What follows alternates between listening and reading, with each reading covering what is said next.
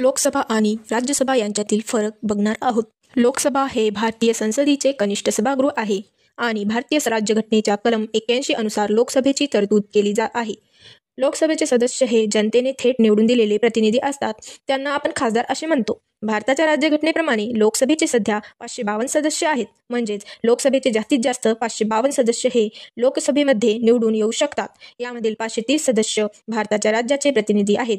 20 पर्यंत सदस्य केंद्रशासित प्रदेशाचे प्रतिनिधी आहेत, तर 2 सदस्य अँग्लो इंडियन समाजाचे प्रतिनिधी असतात, जे की राष्ट्रपतीकडून नामनिर्देशित केले जातात. परंतु 104व्या घटनादुरुस्तीनंतर ही 2 पदे रद्द होणार. म्हणजेच जास्तीत जास्त 550 सदस्य हे लोकसभेसाठी असतील. प्रत्येक लोकसभेचा जास्तीत जास्त 5 वर्ष असतो.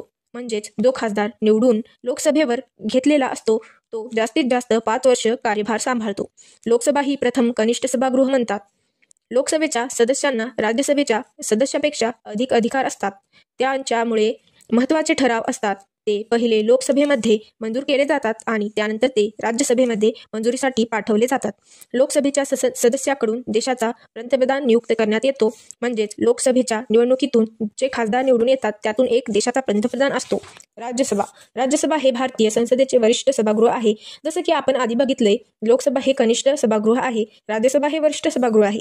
भारतीय राज्यघटनेच्या कलम 80 अनुसार राज्यसभेची तरतूद केली आहे. राज्यसभेचा कार्यकाळ 6 वर्षाचा असतो. राज्यसभा ही स्थायी सभागृह आहे. राज्यसभेत 250 सभासद असून त्यातील 12 सभासदांची नेमणूक राष्ट्रपती विविध क्षेत्रातील कला, साहित्य, विज्ञान व समाजसेवा मान्यवरांमधून करतात. इतर 238 सदस्यांची निवड राज्य व केंद्रशासित प्रदेश विधिमंडळ करतात. म्हणजेच राज्यातून निवडून गेलेले आमदार हे 238 सभासदांची राज्यसभेवर नियुक्ती करतात.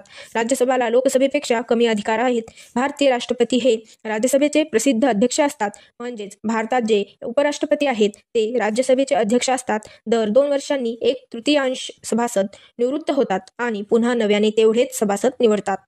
Like and subscribe.